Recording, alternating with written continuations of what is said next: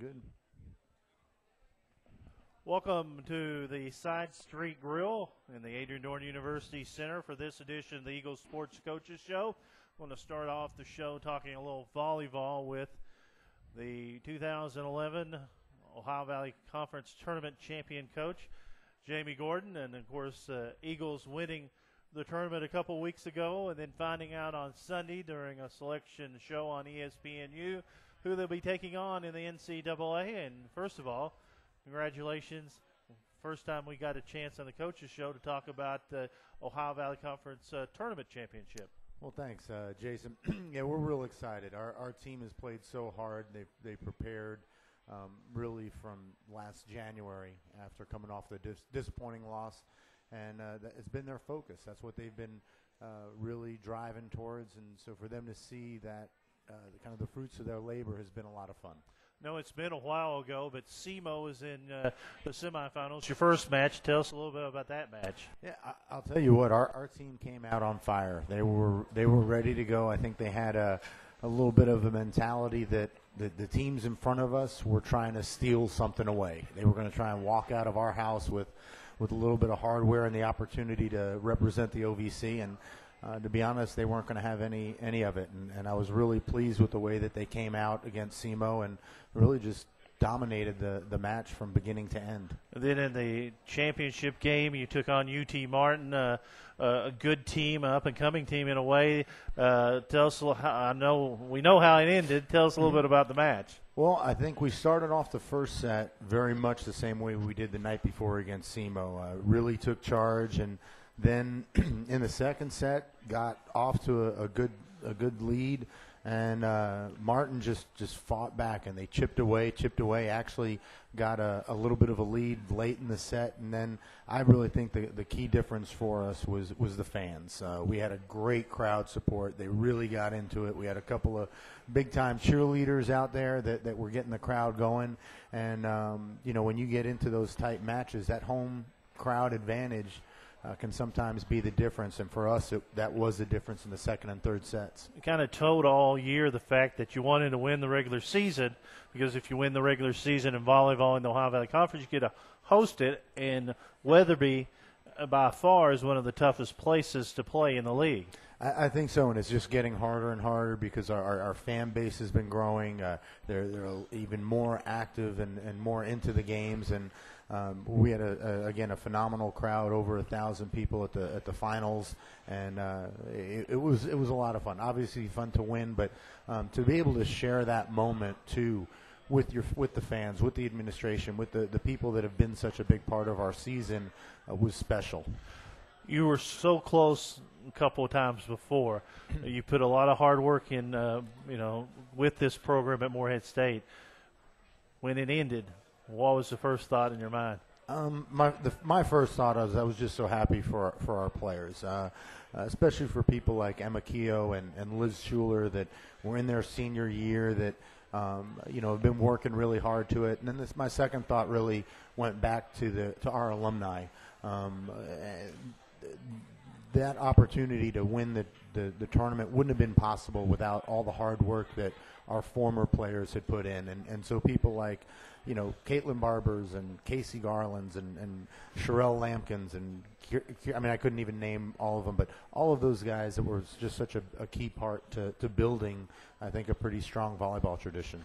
With winning the Ohio Valley Conference, you didn't have last week off because the Ohio Valley Conference winner plays Louisville on this Saturday. What did you do?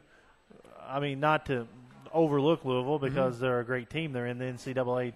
But what did you do practice-wise? Did you do anything different, or you try to stay as sharp as you've been? To be honest, we went right into the mode of preparing for our opponent.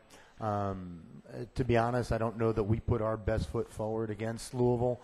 They're a very good team. I think we fought hard, but our execution wasn't as sharp as it has been and as it could have been. But I think ultimately that loss, I think may actually, in a weird way, give us a little more confidence going into Purdue, because I think we recognize that we're a much better team than the way that we performed, and we were still in it. So I think knowing what we can fix lets us know that we can be very competitive come Friday night.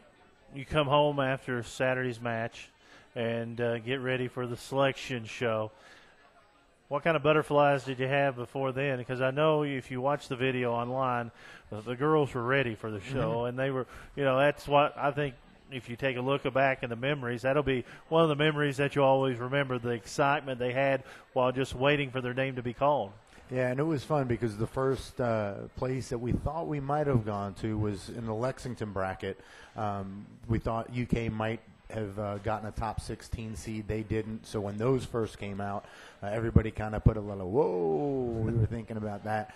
But we were real pleased with the draw because we're close enough regionally that we're going to have a fan bus that will go, a lot of our family and friends, and we'll have a really good showing up in West Lafayette. So we were excited about it. You mentioned the fan bus, and, of course, people watching the video as we tape this on Tuesday and the radio show. Of course, the fan bus is only $25 for the students here at Morehead State University, and that includes game, transportation, and lodging, and you can't beat that.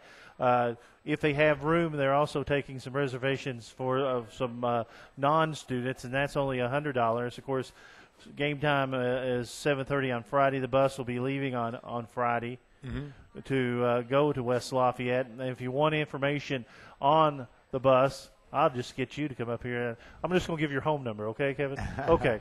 Okay, just call Kevin Kidd, the Dean of Students here at Morehead State University, 606-783-2014, 606-783-2014. Also from 5 to 7 o'clock Friday evening, if you're up at West Lafayette, the Alumni Association will be hosting a reception for alumni.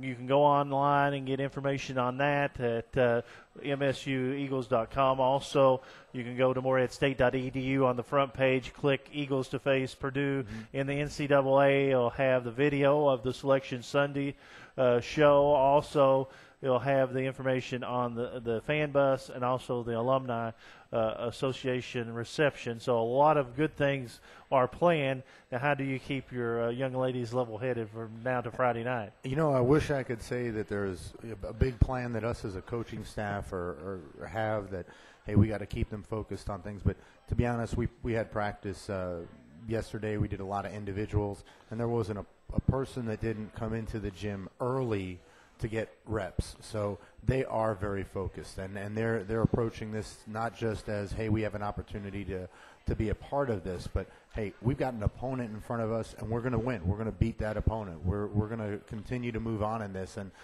so I don't have to say any extra things to these players to keep them focused.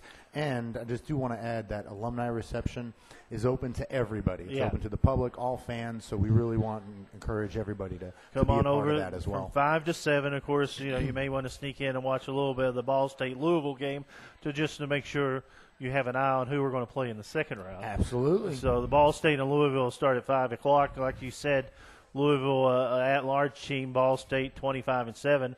The four teams that are playing at West Lafayette, that's pretty good teams right there. It is. It's a great overall four teams of volleyball. There'll be some tremendous competition there. And, what we're trying to do is just follow the lead that men's basketball had.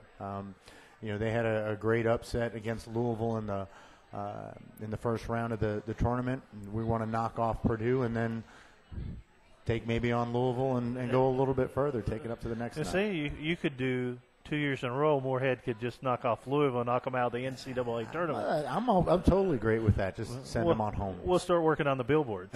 But, you take a look at your roster, Coach, and, you had a lot of young ladies who put in a great time. And as you said, your seniors have been so close before, 2 seniors, 3 juniors, 3 sophomores, and 4 freshmen. That's a nice mix of talent and, a lot of people coming back, too. Yeah, we do. We've got a great core, and we had a great core coming into this season. I think a lot of times people have kind of lost sight that last year we graduated 3 seniors that were 3 all-conference players, 1 that was an All-American. So we lost a lot off of that team, but had a tremendous core to step in. And while we're only looking forward to Friday, we will lose 2 tremendous leaders in Emma Keogh and Liz Schuler, but the what we have in our youth and in the core is really exciting. Is it harder now to recruit in a way because you have so many talented players here? Because a lot of players want to go to a program they can step in and play. They have to battle if they want to play here. Well, it is, and one of the things that we have, and I guarantee you, we're going to throw everything at Purdue come Friday. There won't be a person on our roster that's not going to find a way to contribute, and that's a strength. And I think when you're in the recruiting process and you say, hey, you can be a part of this type of experience. I think you get the people that want to compete for championships and want to get better and want to be pushed. When you have somebody that says, hey, I just want to go to that school because I can play, that's usually somebody that's not excelling for greatness. And I think with the freshmen that we have and Colby Cameron and Alex Filling and Michaela Reese and Laura McDermott that's a redshirt freshman, all of those guys are really pushing for excellence. So I think they welcome the challenge of the people ahead of them as well. As we wrap up this segment, Coach, let's talk about your assistants. I know we've talked about the young ladies before, and we've even talked about your assistants, but no head coach is, good if they don't have good assistants. I've got a staff that just makes me look really good, as well as I've got a team that makes me look really good. I mean, these championships here, I didn't serve a point or block a ball, and, when it comes to really the things that keep the program running, it's what the staff does. And so Greg Gorel does an amazing job. Josh Cairo has broken down more film than I ever think that he anticipated.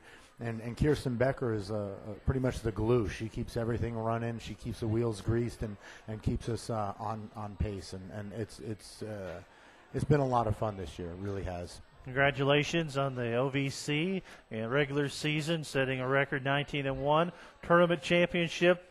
First NCAA berth for the volleyball program.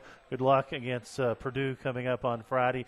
We'll talk to you next time, and we'll recap it all. But once again, fan bus going to West Lafayette. For more information, you can call 606-783-2014, 606-783-2014. Also, the Alumni Association and Friends coming up 5 to 7 o'clock at West Lafayette. Anything else? I'll just look forward to coming back next week, and we'll talk about our preview for the Sweet 16. All right. Jamie Gordon, volleyball coach at Morehead State University. We'll come back with more. This is the Eagles Sports Coaches Show.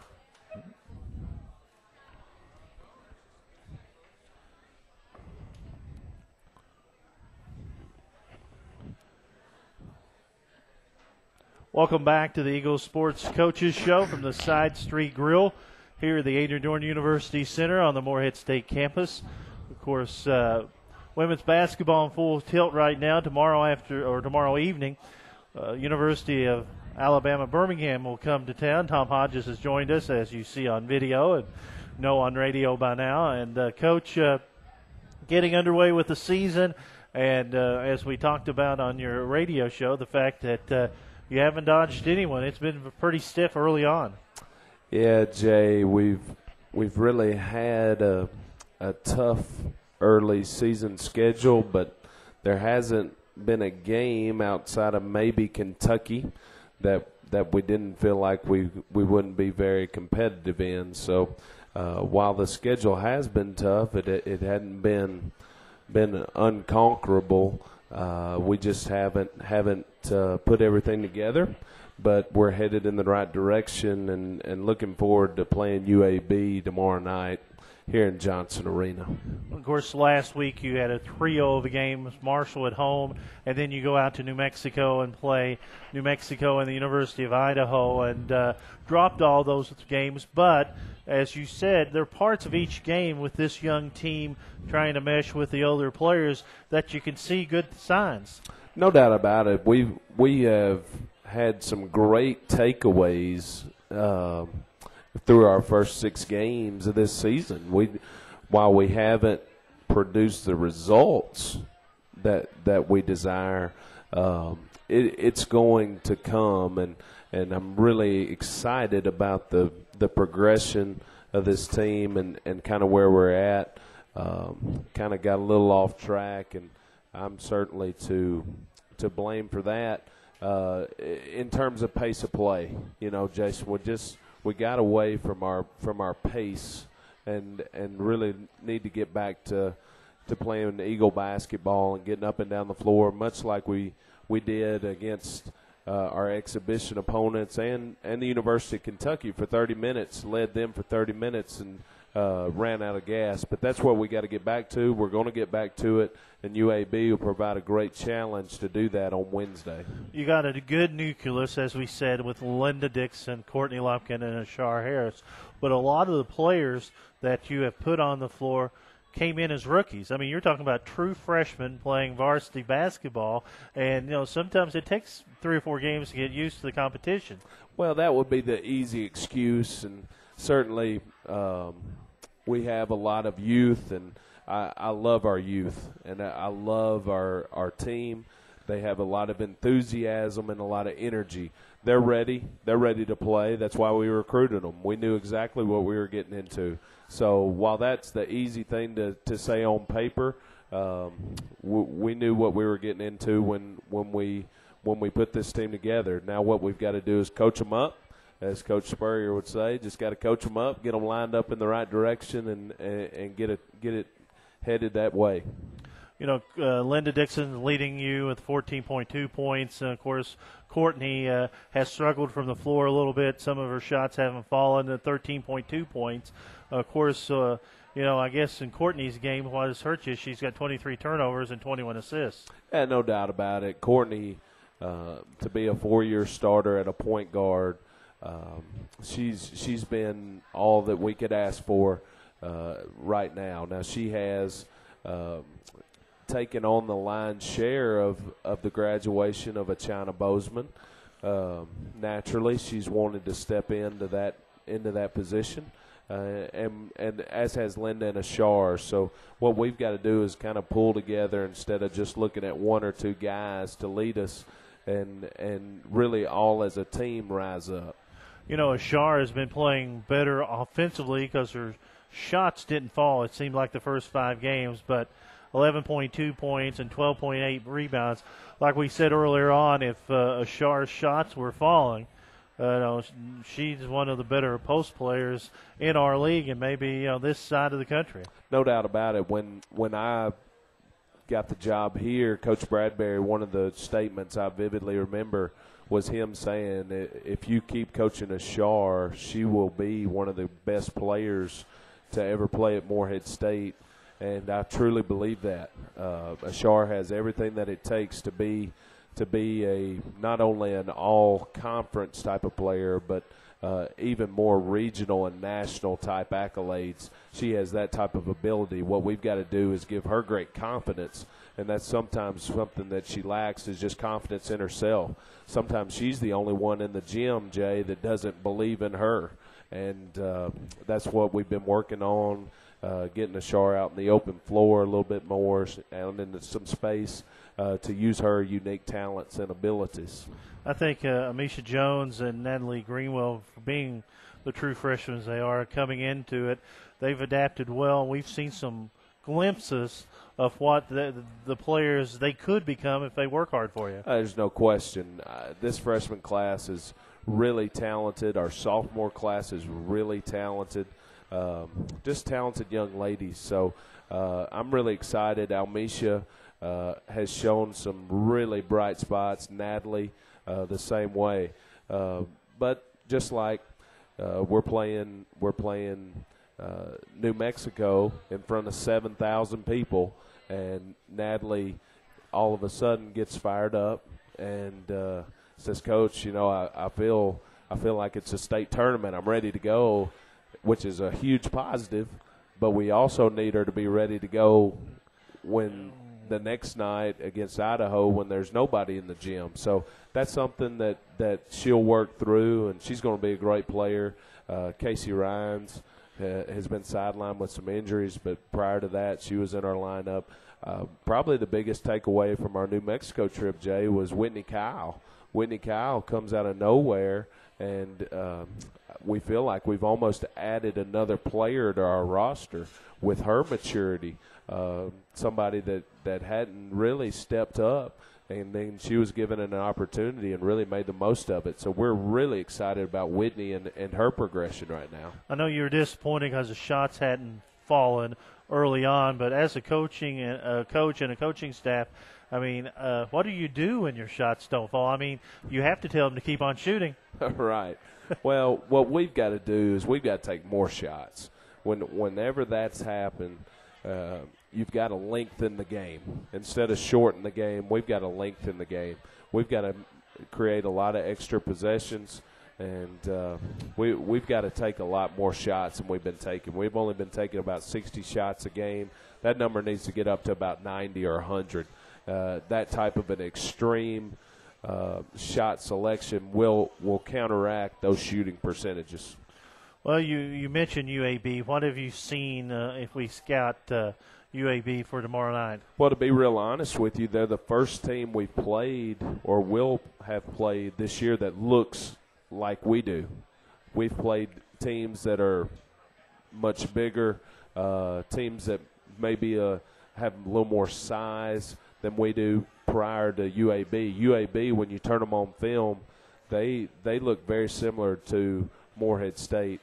And that's a good thing and a bad thing. It's a great thing for our matchups, but it's also they want to play up and down, and that they present some problems. But it's almost just what the doctor ordered for us to get us back on track playing our style. So we'll get tested to the max with Coach Smith and her bunch tomorrow night. You know, we mentioned this on your radio pregame the other night, and the fact that defensively, don't think you're that off. You know, you're very close defensively, and it seemed like 25 seconds, maybe even 26 seconds of that 30-second shot clock. Your team's playing hard. They're playing good defense. But then the last 3 or 4 seconds you would have a breakdown and the team get an easy shot on you. Yeah, and that's something, it's almost eerily consistent that we talk about every day of finishing a play.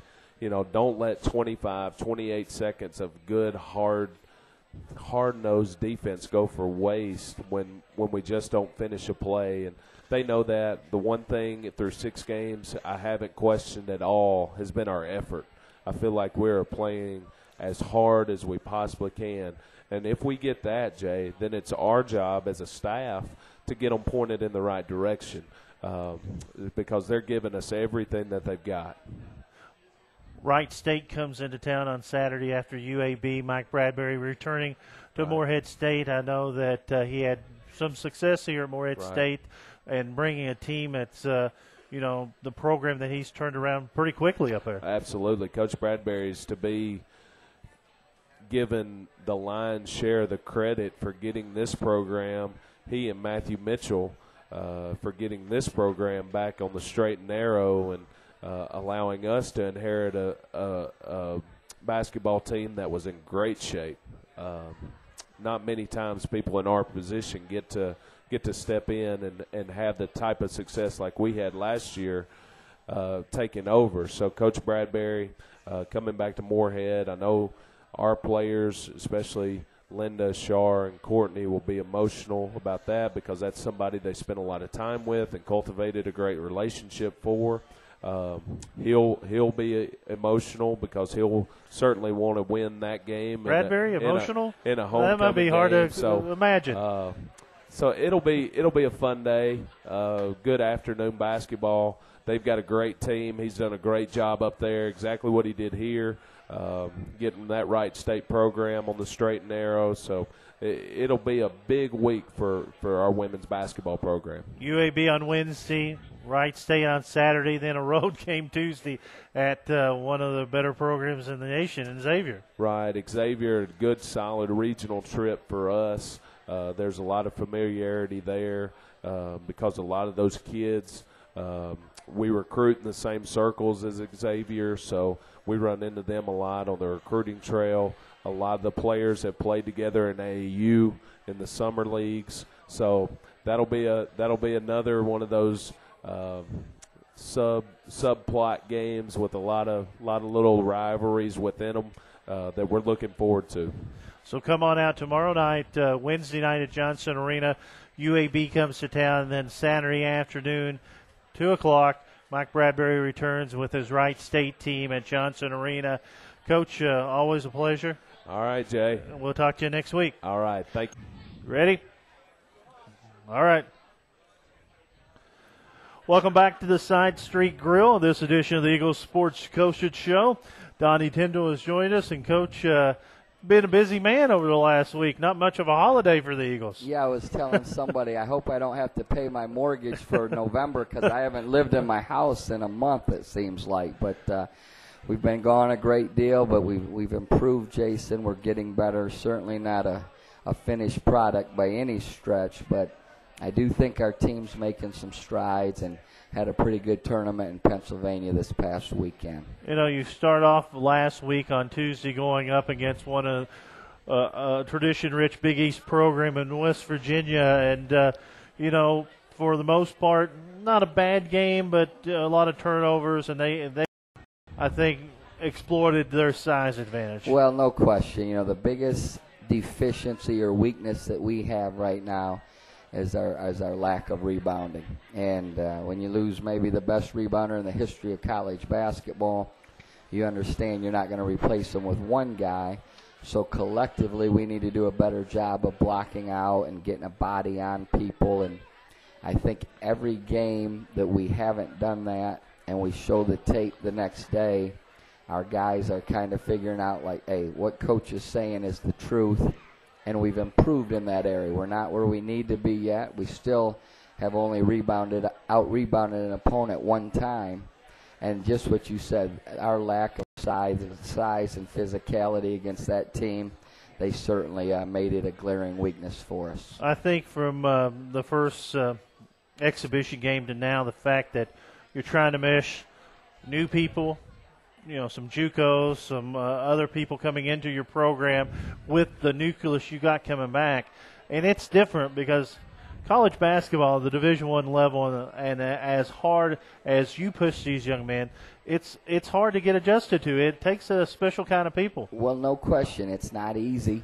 And like I tell our team, if you think our practices are hard, try going to Bucknell and winning a game. It's hard. Try and going to West Virginia and winning a game. It's very hard. So everything we do in regard to conditioning and individual workouts and practices are to prepare our team to go on the road and give them a chance to win. And I thought we made progress. Certainly Bucknell's a top 50 type team. They won 25 games a year ago. They're picked to win their league. And we played them right to the last minute. Felt like we could have won that game. Princeton is a team that year in and year out the past 20, 25 years has been one of the better mid-major programs in America. We had a double-figure win against them. So we're doing some things better, but we still have to get that grit and toughness, which comes with practicing the right way every day. And I think our team is slowly figuring that out. I think most coaches, especially Division I, believes you have to put it out in practice or you're not going to put it out in the game. And I know you're a very strict practice coach because if you're not giving what you think is 100%, sometimes, and you can ask NBA first-rounder Kenneth Fareed, sometimes you don't finish practice here at Morehead State. Well, that and the fact that everything you do proves to your teammates and your coaches that you deserve to play. We don't promise anyone when we recruit him they're going to play a certain amount or they're going to start. So everything's based on practice, which is fair. And it keeps a guy like a Kenneth Fareed, who is a great player, working hard every day, or he knows his position isn't locked up. And I think one thing we do have this year is we have 10 or 11 guys that are very similar. And so our practices will stay competitive all year long, which will help us to improve. And certainly you hope your depth is good because of that. And I think guys will continue to improve right on through February into the conference tournament, which is a good thing. You know, your schedule, if you take a look at it overall, the North Carolina State College at Charleston, then you go Princeton and Bucknell, both in the NCAA tournament last year. Yep. You know, for a team that lost a majority of their scoring, that's a tough task. Well, it is. And, you know, the thing I tell everyone that when they say, boy, Coach, you seem like you've overscheduled this year, I think we have. But in saying that, a year and a half ago when we were trying to finish our schedule, nobody would play us because Kenneth and DeMonte were coming back and Sam Goodman, and everyone knew we were going to have a really good team. So we started series with teams like College of Charleston, Kent State, Ball State. You get Indiana State in the bracket buster. And so you have some really good programs, and we went 4-0 in those games last year. But now with a very young, inexperienced team, you're playing the back end of those 2-year contracts, and it's tough. And we understand that, and that's the nature of where we're at. We have to play our guarantee games, which we've always said. We understand that. It's the nature of the beast at this level. We're not going to whine and complain. It is what it is, and we've just got to get better through every experience that we play in, and I think we're doing that. And then also you spent a lot of your first month of the season away from home, as we talked about, the fact that 7 of the first 8 away from home, trying to mesh. In a way, it's a double-edged sword. When you're on the road, you have more control. You can kind of bear down on them and practice when you want to, but then on another way, they don't get that friendly confines of Johnson Arena. Well, no question. I said to Chuck on the radio after the game, had we played Bucknell that particular night on a neutral floor or at Johnson Arena, we would have won the game. But, the last 4 or 5 minutes, you don't get a couple calls. Their crowd gets into the game. They make a big shot to tie it. And you could see a couple of our young guys kind of drop their head. And that's what the fans and people do for us when we play on our home floor. They give us that little extra boost when we need it to help us get the win. And so life on the road is difficult. But I do think our team grew. They came together a little bit. I think we'll continue to do that. And even with the tough games we have coming up, win or lose, I think our team's mindset is such that we'll learn from every opportunity. And I think even the loss is the fact that you can see the effort there and you can see what you did wrong instead of the whole thing crashing down is a good sign, because the competition is stiff.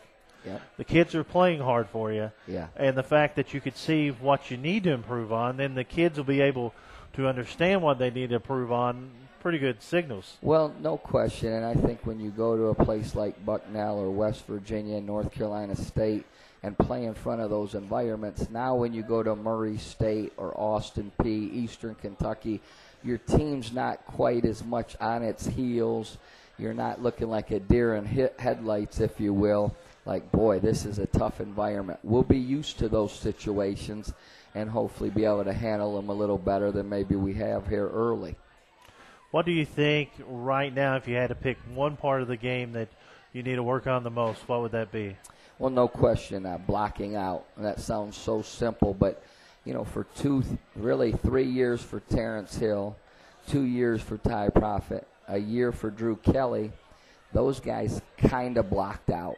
We'd emphasize it, but at the end of the day, Kenneth was going to go get the rebound. And so now we're stressing rebounding and blocking out literally in every drill we do and in every film session, and we're not very good at it. We're not committed to it every possession. When we do it, we secure the ball and we rebound it, we're fine. But all it takes is one of your 5 guys to miss the block out, and you give up a second shot opportunity, which can cost you a game. And so that's the biggest thing. And as a coach, like I tell my team, that's something you can control. Blocking out, you can do it every time. So we just have to keep stressing the importance of that as a staff, and eventually our team will get it into the game. Blocking out is different from man-to-man to your zone matchup, because man-to-man, you know who you're going to block out. Right. In your zone matchup, if you're not the person that does block out, then you cause havoc for your other people, because you have to put your body into somebody. And if you don't do that, then the weak side ends up getting a rebound, and then you're hurting all over. Well, that's exactly right. And we have a couple rules in our zone of where they're to go, and one is just as you mentioned, the weak side has to be blocked out by both the weak side forward and the weak side guard. And we call it forming a wall. So you're right. With a zone, it's a little bit different. But in reality, you still have to get your body into somebody. And we have guys that are kind of avoiding that at times or not doing it every time. And it really cost us the game against Bucknell. There were about 6 possessions where if we would have limited them to one shot and rebounded it. We don't. They tip it in or secure it, throw it back out, make a three. It's the difference in winning or losing, and we're going to play in about 22, 24 more games exactly like what we played in against Bucknell that come down to the last 3 or 4 minutes, and blocking out will be imperative. Donnie Tyndall is our guest. We'll come back. We'll have our final segment here from Adrian Dorn University and the Side Street Grill after we take this time out. This is the Eagles Sports Coaches Show. Sports Coaches Show. Donnie Tyndall, men's basketball coach, has joined us for our final segment on this week. And, of course, not much time to rest.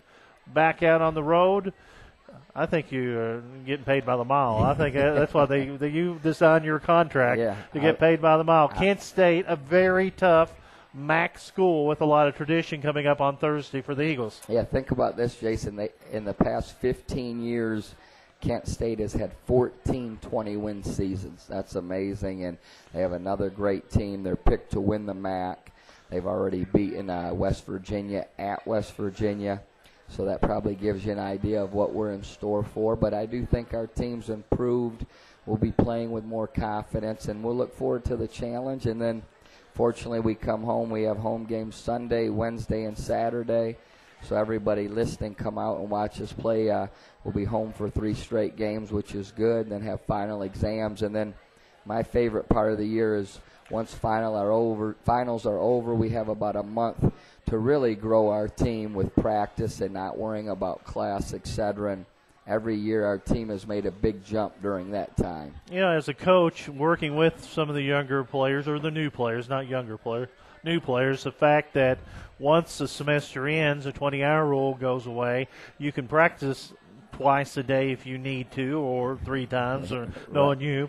The fact that, you do get a lot of time not only to practice, but to teach. Yeah. And that's something that a lot of the seasons, like volleyball or football or whatever, you don't get a chance to teach mid-season. Well, no question. I think, like I mentioned earlier, that month that we have every year, our team has really grown and taken off and made a big jump, and hopefully we'll do the same thing this year. But as you said, we'll go a couple times a day. You can have longer film sessions, and it's like being in the NBA. It's nothing but basketball, and it does give you additional time to teach and be with your team, and we're looking forward to that. And when you mentioned volleyball, I don't know, I saw Coach Gordon earlier. I don't know if they coach or teach in volleyball anyway. They kind of just roll it out and let them play. But I do have to give a shout-out to Coach Gordon, his staff, and his team. What a remarkable year they've had, and congratulations on just running through that OVC tournament, and best of luck to them at Purdue here in the NCAA tournament. Very excited for them. Coach Gordon and I was talking earlier the fact that if he beats Purdue, he'll play Louisville in the NCAA tournament. So it may be his second straight year that a Morehead team can put out of Louisville. I told him we'd have to work on the billboard. So, Coach, let's talk about. I know you have your main people, Terrence Hill, Ty Profit, and Drew Kelly. Out of the people coming back or the new people coming in, who has impressed you, or who is working the hardest for you? Well, I think the guys that are working the hardest are probably Angela Warner of the newcomers, who's a freshman. I think guys have all had times where they've worked really hard, and then they've had times, like most newcomers, where they struggle. And that's the biggest thing. When you can get consistent practice effort every day from 9, 10, 11 guys, then you know you've got something. And we're not to that point yet. But I really think as hard as Angelo Warner works every day, he's going to continue to improve, and in my opinion will have a chance to be Freshman of the Year in our league before it's all said and done. Milton Chavis is a great athlete who doesn't practice hard every day. When he does figure that part of it out, he's going to be a guy that can be an impactful guy in our league. I really believe that as well. So there's a couple guys that are right there close to breaking through, and hopefully in the next 2 or 3 weeks that happens. I like the fact that you're not afraid to change your starting lineup. The fact that if you're not playing well, you're going to be sitting there with the coaching staff with the warm-up on for most of the time, and it proves a point to the young man like we talked about. You have to practice. You have to practice hard, and when you're out there on the floor, you have to play hard because that's how you've built a solid program here. Right, and the thing about it is, like I tell my team, you give guys a longer leash to play through mistakes or to play through some poor segments of play based on how you practice. So a guy like Drew Kelly, who brings it every single day in practice and does very, very well in practice, I allow him to play through a few more mistakes than I would a guy that doesn't practice hard every day. So you're rewarded for how you practice, and then, of course, you do have to produce in the game or you don't get those same opportunities. But practice is everything, and any good coach will tell you if you don't practice the right way, you're not going to play well. And I think, again, I keep repeating myself, but I do think our team is slowly figuring that out. Of course, Mid-Continent comes to town on Sunday, 4 o'clock start. Illinois State on Wednesday, a 7 o'clock tip-off. And South Dakota will come to Moorhead on December 10th. Then you go to Binghamton, and then Ball State comes to town on Friday the 23rd. And, of course, we want to push everybody towards the ESPNU game on the 31st against Austin Peay. Yep. Students will be gone, but that's when we really need the community to come out. But they can start coming out on Sunday because they haven't got a chance to see the Eagles much. Well, no question. We have 3 home games. Our team hasn't been home except for 1 game in November. So it'll be a great opportunity to come show these young guys what MSU fans are all about. We sell that immensely in recruiting, the great crowd support we have. So we hope that everyone will turn out Sunday, Wednesday, and Saturday, and then mark it on your schedule. I know everyone will have plans for New Year's Eve evening, but that day at noon against Austin Peay, who's picked to win the league this year on ESPN, it should be a great turnout and a great environment for a really, really good game against Austin Peay. Of course, Kent State tomorrow. That's a 7 o'clock tip-off. Chuck will be on the air at 6:45 on the Eagles Sports Network. Mid-Continent, Illinois State, and South Dakota. Mid-Continent's, I guess, a young program. Not heard much about them. Well, they're an NAIA school coached by former Kentucky Wildcat Winston Bennett.